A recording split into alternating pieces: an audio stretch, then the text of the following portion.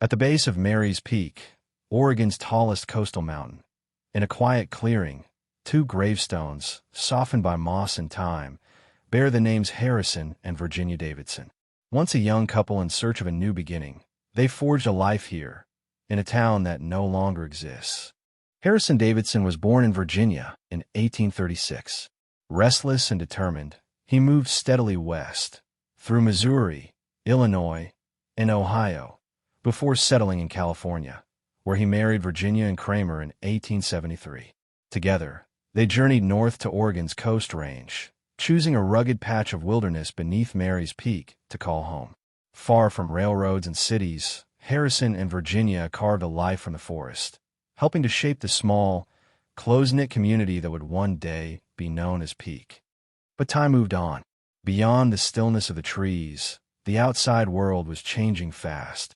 For years, it was believed the new highway to Newport would follow Woods Creek Road, dry, elevated, and already home to farms, homesteads, and the growing town of Peak. Families bought land along its route, confident that prosperity would follow. But engineers found a way to cut through the wet valley below. Highway 20 was built there instead, bypassing Peak entirely. Cut off from trade and travel, the town began to fade. Today, little remains of Peak, except a small cemetery hidden deep in the woods. Here lie Harrison and Virginia Davidson, who raised 8 children beneath these trees. Virginia passed away in 1942 at the age of 87. She was the last to be laid to rest here.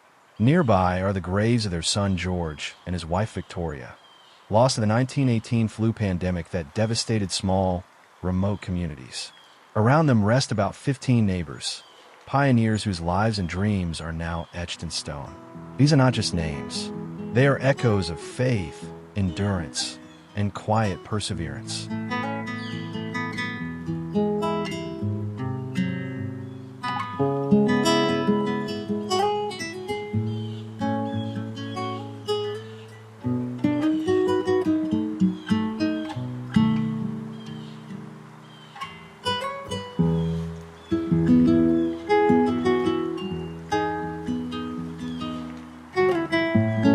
Even into the 20th century, the town of Peak remained profoundly remote.